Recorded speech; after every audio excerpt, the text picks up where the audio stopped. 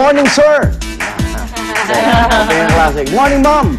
Gising na mga igan, tuloy ang pasok sa opisina man o eskwela, kaya mga bata, kailangan na silang gisingin para hindi sila malate sa kanilang flag ceremony. Yes, sir! Yes, ma'am. At syempre, kasama niyo sa pagising ang unang hirit para lagi kayong updated sa mga balita at gimmick natin. At head po agad ang mahalagang balita para sa mga motorista dyan. Magpa-full tank na kayo bago pa man mag-alas 6 ng umaga. Dahil, nako, ito na naman, meron po tayong oil price hike. Kung magkano yan at kung ano mga kumpanya ng langis ang magtataas ng presyo, ibabalita po namin. Oh, parang ang sama ng gising natin. Oo nga. Ganda-ganda pa naman ni Connie, pero ang sama ng balita. Grabe na talaga ang gastos ngayon. Kaya sa'yo binigay. At ramdam din yan, syempre, ng mga kapwa magulang natin dyan, na karamihan dahil wala ng oras para mapaganda ng baon ng kanilang mga anak, pera na lang ibinibigay sa kanila bilang allowance. At yan ang ipapambili ng mga pagkain ng mga bata sa kanilang school canteen. Pero paano nga ba tayo nakasisiguro na ligtas at masustansya ang food sa school ngayon? Yan ang inalam natin sa ating pagsilip sa kantin ng Manila Science High School. At syempre, non-stop pa rin ang paghatid natin ng servisyo totoo ngayong pasukan. Ang tutulungan naman natin ngayon, mga kapuso, ang mga chikiting sa isang kinder school sa bayan ng Hala-Hala, Rizal. Uy, napakarami nilang kailangan, lalo na't mandatory ang kindergarten ngayon para sa lahat ng bata. Hala! Hala! Okay, pero ang bago ang lahat ng yan, narito muna ang mga balitang dapat nyo malaman sa ating Top Hirit.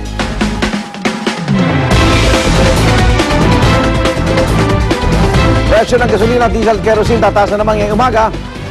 Samantala, Grian sa Spratlys, lalong tumitindi at panawagan pa ni Albay Governor Joey Salceda.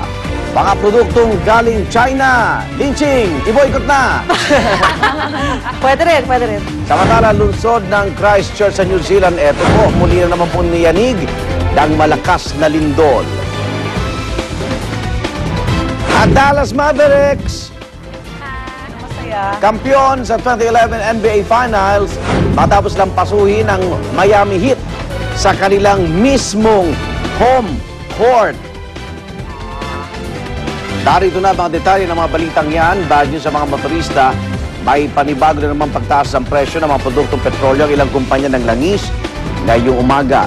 Simula alas 6 sa umaga, magtataas po ng 60 sentimo kada litro sa diesel at 50 sentimo naman sa kada litro ng unleaded at premium gasoline ang Petron, Chevron, Caltex at Eastern Petroleum. Magkakaiba naman ang magiging dagdag presyo sa kada litro ng kerosene, ang Chevron, Caltex at Petron, 40 sentimo ang dagdag kada litro, habang ang Eastern Petroleum naman, 50 sentimo ang dagdag singil. Nauna nang nagpatupad ng parehong dagdag singil sa diesel at gasolina ang kumpanyang Shell, alas 12:01 ng madaling araw kanina. Habang 40 sentimo naman ang kanilang dagdag presyo sa kada litro ng kerosene. Panibagong oil price hike dahil sa pagkalaw ng presyo ng krudo sa world market. Pagas na tayo. Pagas. Mararamdaman natin mamaya. I-text na ang Sinato. You still have time, 45 minutes bago mag 6 o'clock. At sa ibang balita naman, gusot ng mga bansang umaangkin sa Spratlys gaya ng China at Pilipinas dapat maresolba sa mapayapang pamamaraan. Yan po ang opinyon ni Dr. Clarita Carlos ng University of the Philippines. Ngayong nagiging mainit na naman ang usapin kung sino ba talaga ang nagmamay-ari sa grupo ng mga isla sa kanlurang bahagi ng Pilipinas. Bukod sa pinaniniwala ang mayaman sa langis itong Spratlys, mayaman din ito sa isda. Kaya ganoon na lamang ang interes ng maraming bansa rito. Maliban sa China at Pilipinas, interesado rin dito ang mga bansang Malaysia, Brunei, Taiwan at Vietnam na kahapon lang nagsagawa ng 4 na oras na live gunfire drill bilang pagpapakita ng kanilang puwersa sa South China Sea. Si Senate President Juan Ponce Enrile naman, naniniwalag dapat ipaubaya na ang Spratlys issue sa International Court of Justice. Para naman kay dating Pangulong Fidel Ramos, dapat idulog ng Pilipinas ang issue sa ASEAN at maging sa United Nations. Ang Pilipinas naman nagsampa na ng diplomatic protest laban sa China matapos ang umano'y harassment ng Chinese patrol boats sa isang oil exploration vessel ng Pilipinas. Buwelta po ng China, dapat itigil na ng Pilipinas ang exploration. pag economic power ka, una-una, ang laki-laki na nga ng China, kukunin pa yung malapit sa atin.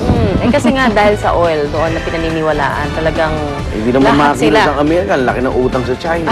Ayun din. Tsaka magandang defense, ano daw yan eh. Kumbaga, pang-defense. Pang-defense. Ito talaga dyan, Pwesto, no? eh. Share Oo. na explore. Kung Military talaga nga defense. akinin, kasi may unclos tayo eh. Yung sukat kung ano yung sino magmamayari ng ganitong atin eh.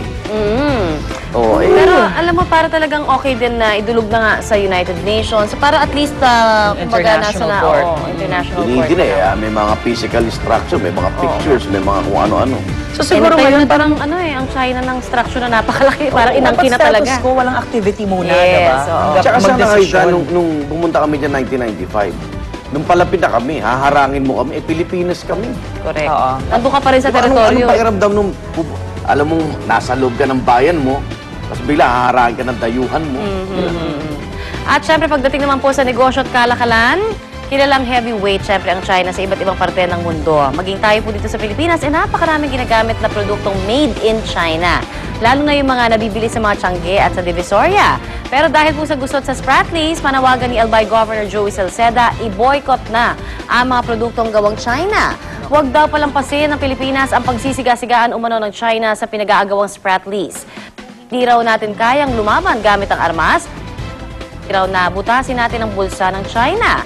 Panahon na raw para boses ng Pinoy naman ang marinig ng China tungkol sa mga inaangking isla. At makikita raw ito kung magkakaisa ang bansa. Pero ang Malacanang hindi ho pabor sa suhestyon ng gobernador. Umaasa pa rin daw ang gobyerno na maayos ang Spratlys issue sa mapayapang paraan. Ang bagay na hindi gawa ng China. Pag ginawa mo, na tayo. Pag ginawa mo yan, kita mo paano magsara yung mga mall, no? Oo. 168, cha! Wala na yun. Divisoria, cha! Kasi yung mga tag-tag nito, hindi natin alam, pinapalitan lang. Saka Pero made even in yung, China din. oo, even exactly yung mga talagang international supposedly. Pwera mga pa yung brands. smuggled goods, kwa! Oo, diba? Pero ako parang I think we have to choose our battles, no? Pagkadating sa China, medyo hinay-hinay tayo sa mga binibitawan sa nila. Kasi Hindi. sabi nga, hindi naman natin kaya talagang lumaban eh. Makapagbakan. Oo. Eh, kita mo naman, mayaman ng yung mga isda daw doon, marami si Spratlys, di ba? Eh, mga chorus nga natin, nakalabas, legal yun, ha? Naloob Oo na nga loob eh, na. exactly. Uy, nakatakas na yung mag-asawa. Nasa Oo, Coma wala yun. na. Sa ibang balita naman, walang patid pa rin ang kampanya ng mga otoridad laban sa paninigarilyo sa mga pampublikong lugar. Kaya kahapon, kasabay ng pagbabalik eskwela ng mga college student, maraming naninigaryong estudyante ang nasita. Buti nga, na mga polis at barangay officials sa rekto sa Maynila. At dahil caught in the act, marami ang di na nakapalagpa. Pahay naman ng mga polis, halip na ibili ng sigarilyo ang kanilang baon, ibinili na lang sana ng gamit sa eskwelahan. Reklamo-reklamo ng tuition, tapos may panigarilyo. Babala, nagpaskil na sila ng mga karatulang no smoking sa University Belt at sa darating na July 1, mas paigtingin pa ang kampanya ito dahil sisimulan na rin nila yung paninikit. Good! Yung ganyang edad, tingnan mo. Sana talagang ma-implement lang, talaga ng tuloy-tuloy, no? Hindi lang sa simula. Kasi by July, yan na yung hingi sila ng multa. Alam mo, surprising din yung isang kilalang coffee place na talagang puntahan ng mga tao. Wala na. Sila din, wala na rin. Yes. No smoking na sila sa labas ng kanilang coffee place. Pero inabot ng maraming panunuya o Galit yung mga kritisismo, suki, no? pero still, di ba, nanindigan sila. Kasi na hindi parang talaga. laging magkasama yung coffee and Oo, cigarette. Cigarette, oo. Yes. Pero pwede namang alisin yun. Ba't ako nagko-coffee? Hindi naman ako yung garilyo. Or pwede naman yung mga electronic cigarette kung talagang... Electronic. Hindi rin, electronic discourage daw yun daw eh. eh. Oo, May meron din ba yun? nicotine din May daw eh. nicotine din. Pero siguro kailangan din paalam ano yung mga designated places Oo. kung saan pwedeng ang, manigarilyo itong Marami kumbaga, kasi bisyo talaga. na talaga At eh. hindi Oo. talaga siya, kumbaga, realidad na yun, hindi talaga siya basta-basta. Otherwise, marami nang nag-quit ng Yes. mabilis pa. Addicted. Alright, samantala nag-inspeksyon rin ng mga tauhan ng NCR Police Office sa ilang eskwelahan kahapon para tiyakin na maayos ang pagbubukas ng klase sa kolehiyo, partikular na po sa U-Belt sa Maynila. At para mabawasan ang mga krimen kung saan ang mga estudyante ang nagiging biktima, namudmud din sila ng impormasyon sa mga kolehiyo kung paano maipapaabot sa mga pulis sa mga sumbong sa pamamagitan ng text. Paalala muli ng pulisya sa mga estudyante, maging alerto laban sa masasamang loob. Ang mga eskwelahan naman sa U-Belt, naglagay na ng closed-circuit TV camera o CCTV. Gaya na lamang po sa Central Escolar University na may 27 CCTV camera na nakakalat sa loob at labas ng campus. At ang magandang balita, mahigit 80% na raw ng mga kolehiyo sa Metro Manila may CCTV camera na. Malaking tulong yan. Samantala, likas Wala na tayong private line. Totoo lang, oo. Di ba? Pero kasi ang Kung lahat dami tayo rin. ay suspect. Pero, Pero anong gagawin mong proteksyon sa sarili mo? Kung ito mga walang ito ay naglilipa na. ayan na nga. At saka talagang aminado Diba? naman din tayo na ang laking tulong kasi. Sana kung man may lang kung CCTV kukunin lang. yung pinaghirapan ko,